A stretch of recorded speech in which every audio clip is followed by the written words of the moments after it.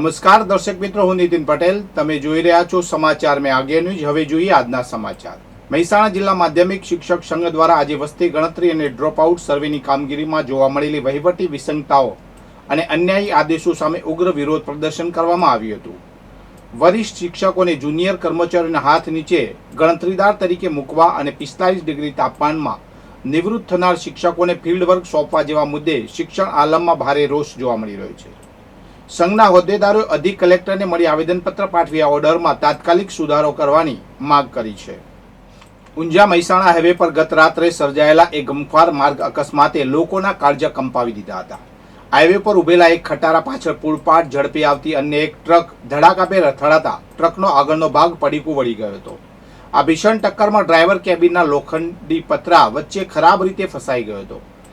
ઘટનાની જાણ થતાં જ ઊંઝા અને મહેસાણાની ફાયર ટીમો ઘટના સ્થળે પહોંચી હતી અને ગેસ કટર વડે પતરા કાપીને 2 કલાકની ભારે જહેમત બાદ ડ્રાઈવરને જીવતો બહાર કાઢી હોસ્પિટલ ખસેડાયો હતો. ઉત્તર ગુજરાતના વ્યસ્ત ગણાતા ઊંઝા સિદ્ધપુર હાઈવે પર આજે ફરી એકવાર રક્તરંજિત અકસ્માતની ઘટના સામે આવી છે. મકતુપુર અને બ્રાહ્મણવાડા ગામની વચ્ચે બેફામ ગતિએ દોડતી એક સટલિયા ઇકો કાર આઈસર ટ્રક સાથે ધડાકાભેર અથડાતા ગોજારો અકસ્માત સર્જાયો હતો. આ અકસ્માતમાં એક વ્યક્તિનું ઘટના સ્થળે જ મોત નીપજ્યું છે. મળતી માહિતી મુજબ ઊંઝા સિદ્ધપુર હાઈવે પર મકતુપુર પાસે પેસેન્જરો ભરીને જઈ રહેલી એક ઇકો કારના ચાલકે સ્ટીયરિંગ પરથી કાબુ ગુમાવતા કાર આગળ જઈ રહેલા એક આઈસર ટ્રકના પાછળના ભાગે ધડાકાભેર ઘૂસી ગઈ હતી. અકસ્માત એટલો ભયાનક હતો કે ઇકો કારના ફૂરચા ઉડી ગયા હતા. અકસ્માતને પગલે હાઈવે પર ટ્રાફિક જામના દ્રશ્યો સર્જાયા હતા અને આસપાસના લોકો બચાવ કામગીરી માટે દોડી આવ્યા હતા. બનાસકાંઠા જિલ્લાના ડીસા શહેરમાં ખોરાક અને ઔષધ નિયંત્રણ તંત્રએ મોટી કાર્યવાહી કરતા શંકાસ્પદ ઘી બનાવતી 3 પેઢીઓ પર દરોડા પડ્યા છે. પાલનપુર વર્તુળ કચેરીની ટીમ દ્વારા હાથ ધરવામાં આવેલી આ વિશેષ તપાસમાં પરિવાર, કવિરાજ અને શ્રેષ્ઠ જેવી બ્રાન્ડના ઘીનો અંદાજે 1444 કિલો જથ્થો સીઝ કરવામાં આવ્યો છે. તપાસમાં બહાર આવ્યું છે કે આ એકમો કોઈપણ પ્રકારની કાયદેસરની પરવાનગી વગર ધમધમી રહ્યા હતા. તંત્રની આકસ્મિક કાર્યવાહીથી ભેળસેળિયા તત્વોમાં ફફડાટ વ્યાપી ગયો છે. પાટણ શહેરના નાગરિકો માટે ખેડૂત તાલીમ કેન્દ્ર પાટણ ખાતે કેસર કેરી મહોત્સવનો પ્રારંભ થયો છે. આ મહોત્સવમાં ગીર ગઢડાના ખેડૂતો દ્વારા પ્રાકૃતિક ખેતી પદ્ધતિથી તૈયાર કરાયેલી ગુણવત્તાસભર કેસર કેરીઓનું સીધું વેચાણ કરવામાં આવશે.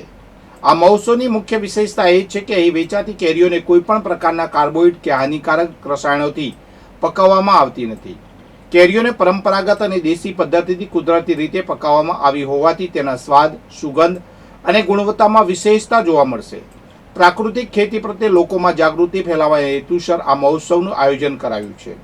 આનાથી ગ્રાહકોને સીધો ખેડૂતો પાસેથી કેરી ખરીદવાની તક મળશે, જેને કારણે ખેડૂતોને યોગ્ય ભાવ અને ગ્રાહકોને શુદ્ધ અને આરોગ્યપ્રદ ફળ ઉપલબ્ધ થશે. પાટણ શહેરના નાગરિકોને આ કેસર કેરી મહોત્સવની મુલાકાત લઈ ગીરની પ્રસિદ્ધ કેસર કેરીનો સ્વાદ માણવા અને પ્રાકૃતિક ખેતીને પ્રોત્સાહન આપવા માટે અનુરોધ કરવામાં આવ્યો છે. બનાસકાંઠાની પેરલ ફ્લો સ્કોડે ભારતમાલા હાઈવે પરથી શંકાસ્પદ હાલતમાં પસાર થતી એક ડસ્ટર ગાડીનો ફિલ્મી ડબે પીછો કરી વિદેશી દારૂનો મોટો જથ્થો ઝડપી પાડ્યો છે. આગથળા પોલીસ સ્ટેશન વિસ્તારના ગોઠા ગામની સીમા પોલીસે નાકાબંધી કરી ગાડીને આતરી હતી, જેમાંથી રૂપિયા 3.75 લાખની કિંમતની દારૂ અને બિયરની 1389 બોટલ મળી આવી હતી. પોલીસે દારૂ, વાહન અને મોબાઈલ સહિત કુલ રૂપિયા 6,40,998નો મુદ્દામાલ જપ્ત કરી 2 શખ્સો સામે કાયદેસરની કાર્યવાહી હાથ ધરી છે. સાબરકાંઠા જિલ્લાના હિંમતનગર તાલુકાના લક્ષ્મીપુરા ગામે આજે સવારે એક હૃદયદ્વારક ઘટના સામે આવી છે. ખેતરમાં દિવેલાની ફોતરીની હેરફેર કરી રહેલા ખેડૂત પરિવારના ટ્રેક્ટરને નીચા લટકતા હાઈ ટેન્શન વીજ લાઇનના તાર અડકી જતા ભયાનક કરંટ લાગ્યો હતો. આ દુર્ઘટનામાં 40 વર્ષીય કાળુભાઈ પ્રજાપતિ અને તેમના 42 વર્ષીય બહેન સરોજબેનનું ઘટના સ્થળે જ કમકમાટીભર્યું મોત નીપજ્યું હતું, જ્યારે પરિવારના અન્ય 2 સભ્યોને આબાદ બચાવ થયો હતો. વારંવારની રજૂઆતો છતાં નીચા તાર ન હટાવનારા યુજીવીસીએલ તંત્ર સામે સ્થાનિક ગ્રામજનોમાં ભારે રોષ જોવા મળી રહ્યો છે.